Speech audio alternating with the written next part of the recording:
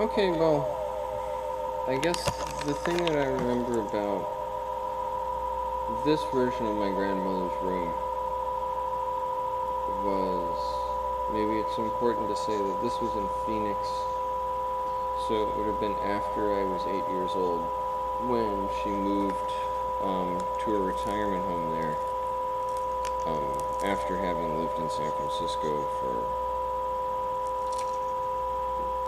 I guess, probably since she got married when she would have been about 19 or 20.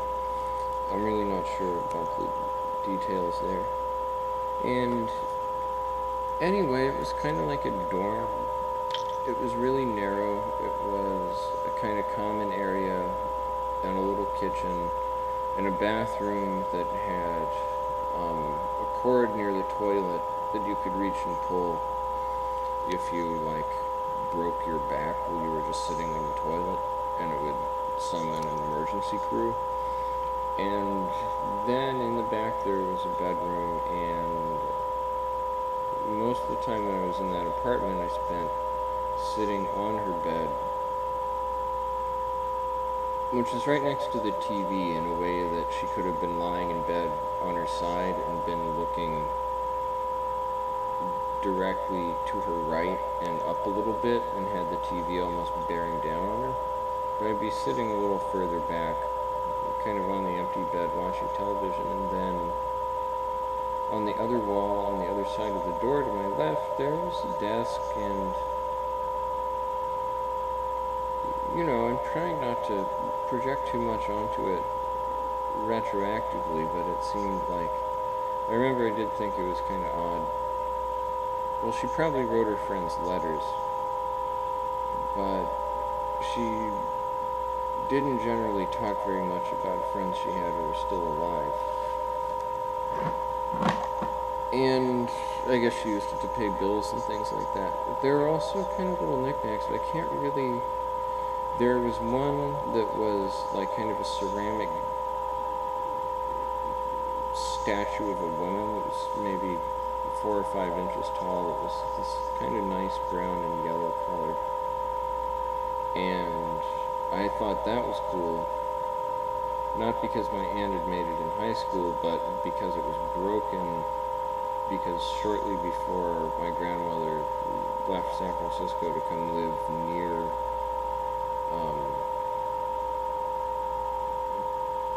she was my maternal grandmother. Shortly before she left San Francisco to come live near our family in Phoenix, the earthquake in 1988 that had happened during that Weird World series where Roseanne Barr sang the national anthem and she itched her privates on television. It was sort of booed and everyone was really mad at her. Anyway, that earthquake had happened, and I thought it was cool because I'd been in that apartment on trips, and then an earthquake had happened and it smashed a bunch of shit, and it smashed the statue. So I thought it was cool that there was this little statue that had been smashed in an earthquake. It's not like my grandmother got hurt or anything, but there was this kind of air that the statue recorded something kind of fantastical and special. And then the only other thing I really remember, she had a great round mirror with a really dark, thick wooden frame somewhere in that room, but I don't remember it.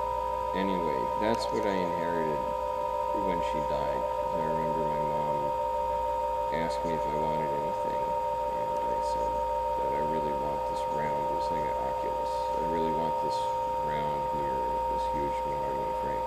So someday, if I ever have a house, I'll have that. And other than that, there were just some papers, and there was this postcard of that Imogene Cunningham photograph. And I guess I'd be watching TV and I'd look back over at it, and I'd see this old woman kind of bothering or surprising. There's sort of a Suzanne and the Elders feel to it, but it's all women. I'd see this old woman kind of bothering or surprising this young woman, beautiful younger woman, but but not like young, like the kind of women who were on television. Anyway, just beautiful naked young women, and anyway, well, one of the things I'm sure that that photograph is not of my grandmother, but part of me kind of believes that it is, because one of the things that everyone would always say about her, I mean, it's hard to tell because she was like 80, well, 80 something. I think she lived to be about 87. She died in 2002, like immediately after I went away for college. But everyone would always talk about how beautiful she'd been and how she got divorced when my mother was about 2 years old, and men had always wanted to. Her boss, she was a secretary for a heart surgeon. He'd always wanted to have an affair with him, and she'd resisted that because it would have just fucked her life up. It was a really selfish thing for him to ask her to do. But beyond that, she never remarried, and she didn't seem to ever have really dated again. And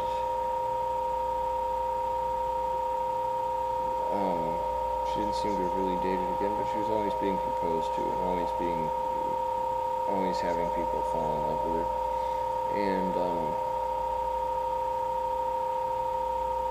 I've seen other pictures of her when she was a child, and I think she's actually more beautiful than the woman in the Imogene Cunningham photograph.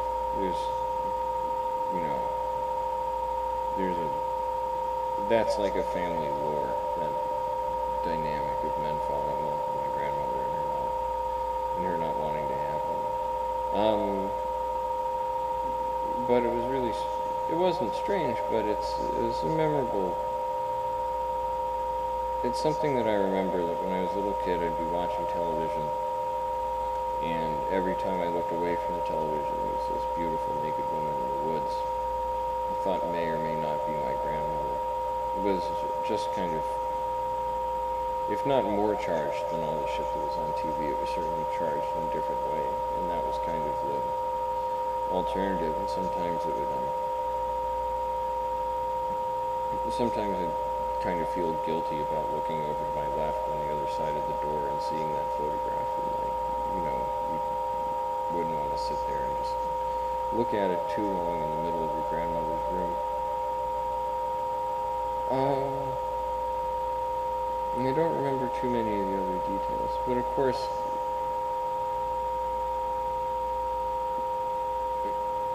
when I thought that it might be a picture of my grandmother, I also, kind of,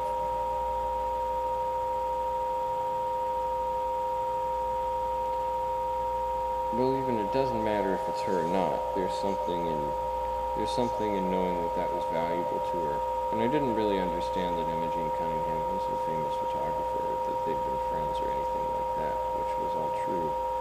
But that didn't have really any currency or any significance to me. There was something about why that was really the one image that she owned, that she displayed, that kind of stood for herself, or for her own taste, or for her own, everything about the apartment she was living at that point was very secondhand, and actually wasn't in Phoenix. It was in this hideous suburb of Phoenix, kind of out in the West Valley, where, I don't know, there's a lot of farmland, but it's just generally, if this means anything, it was an area that was kind of even more culturally deprived than Phoenix itself was.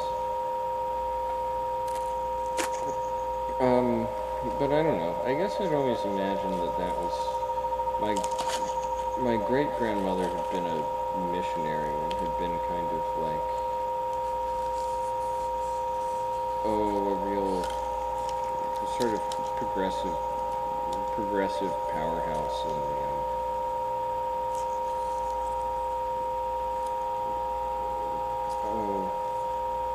what do you call it?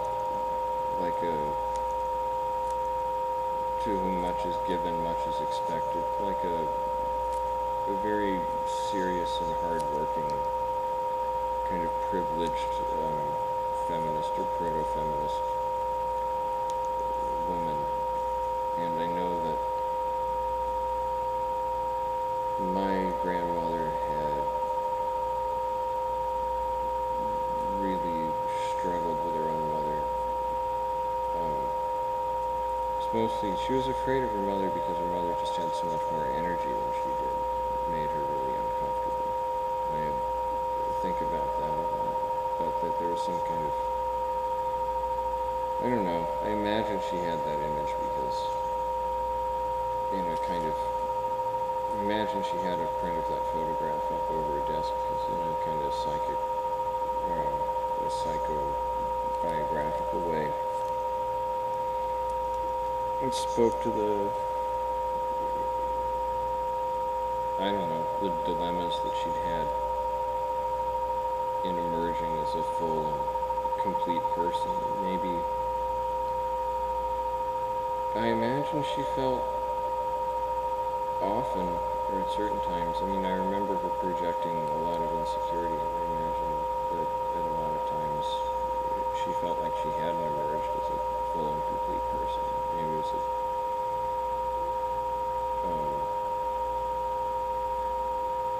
the kind of generational conflict that's implied in that photograph sort of suggested to her.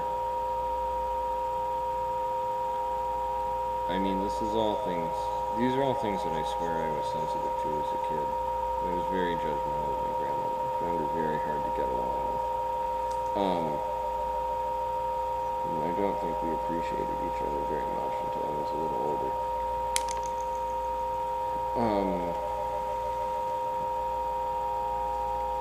Yeah, that image was somehow accounting for parts of herself and parts of her life that she regretted, and she could trace them back to her.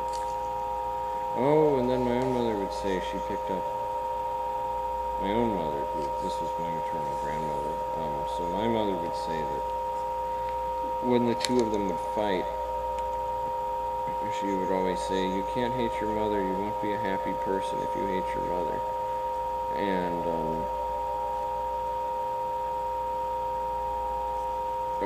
that was really kind of chilling and terrifying, because of course the implication was that her happiness, my grandmother's happiness, had been kind of fatally compromised by her own hatred of her mother.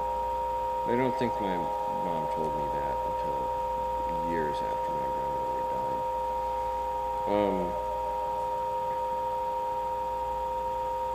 But I don't think that all these associations are just present for